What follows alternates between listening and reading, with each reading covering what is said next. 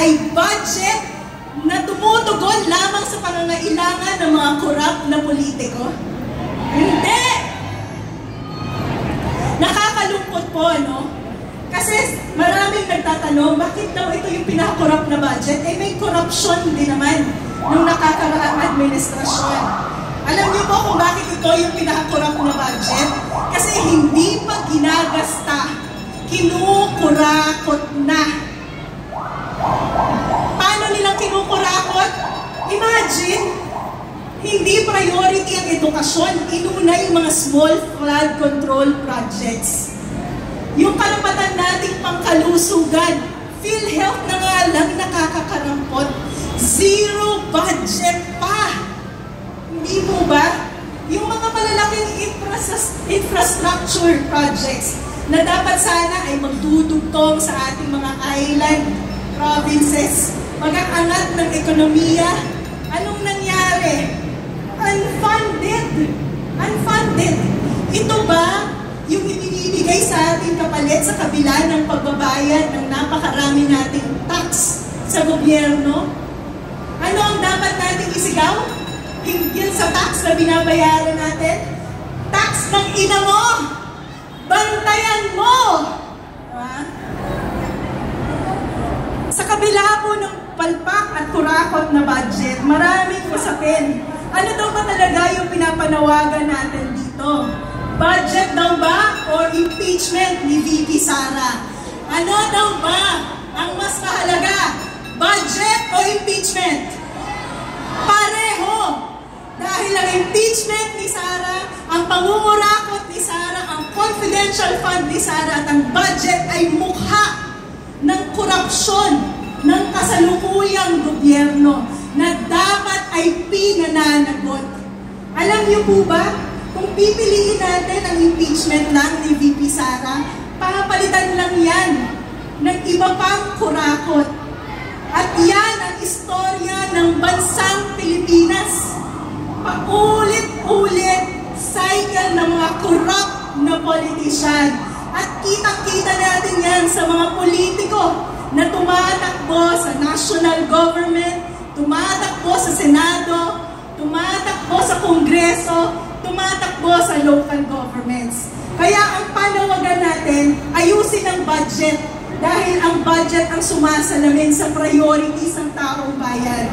Kung hindi natin aayusin ang budget, patuloy natin popondohan itong mga corrupt na politiko. Ilan na dito ang nakatanggap ng ayuda sa gobyerno? Wala. Kasama natin dito ang mga 4-piece recipient. No? Alam nyo ba na ang 4-piece recipient, binawasan pa ng 40 billion pesos? Pero concerned daw ang gobyerno to sa mahihirap. Pero kailangan nasa AKAP program. Kasi kailangan may photo op si Speaker Romualdez kapag dinistribute yung AKAP na ayuda. Kaya ang panawagan po natin dyan, malawakang people's audit. Dahil karapatan nating malaman kung sino ang mga tumatanggap ng ayuda. At kung wasto nga ba yung tinatanggap nila. Ano ang sagot natin sa zero budget ng PhilHealth at hindi pag-prioritize sa edukasyon? Magtutungo po tayo sa Supreme Court para ideklara ang 2025 budget. Hilingin natin sa Supreme Court na ideklara ito ay unconstitutional. At sa Kongreso, sa Senado, sa House of Representatives, nakuha nyo na yung pork barrel nyo, hindi ba? Pinirmahan na ni Pangulong Marcos. Gawin nyo naman yung trabaho nyo. Alam nyo ba na bahagi ng mandato nyo sa konstitusyon ay protektahan ang mga Pilipino sa mga corrupt? Nasaan na ang impeachment ni VP Sara? Kumilos-kilos naman kayo. Maliban sa impeachment, isampan nyo na yung mga kaso. Yung mga kaso na iniaabang kay dating Pangulong Duterte. Makiisa kayo sa ICC.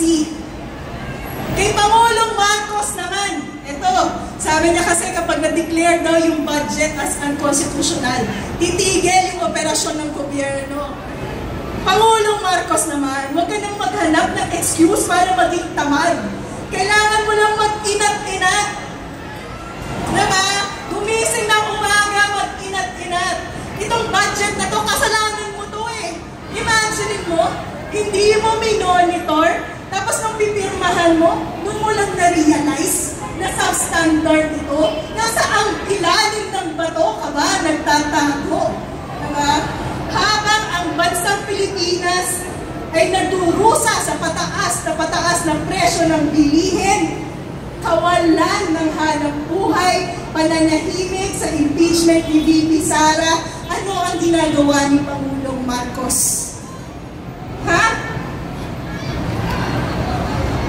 Wala!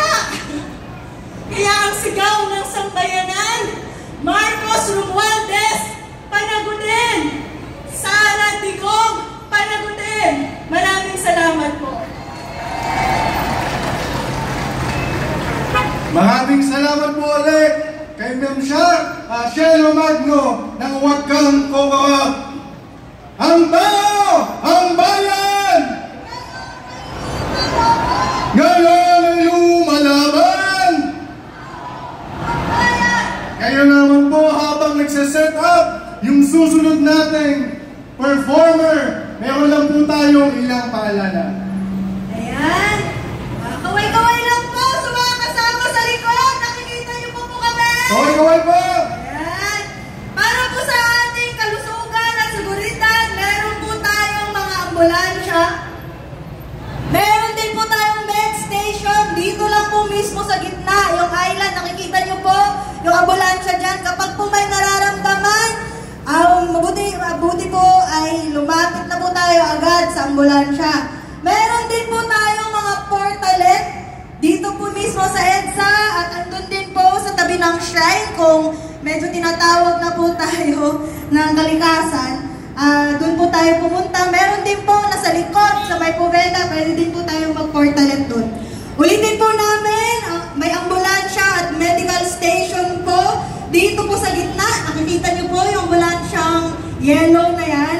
At meron din po tayo sa likod po ng shrine dito po sa may Robinson's Galleria. So, ingat po tayo mga kas at pag may nararamdaman, tungo lang po tayo doon. Okay po ba? Okay. Nagsimula pa lang po tayo sa unang performer at ang unang speaker po natin. At malawak po yung hanay natin. Kaya handa pa po kayo sa ating next performer? Sila hindi pa po eh. Nagsaset up pa po. Kaya sa ngayon po, ay paulit-ulit na lang po natin isisigaw dahil marami pong nakatingin at nakanood dito sa ating programa. At ilang ulit din pong sinabi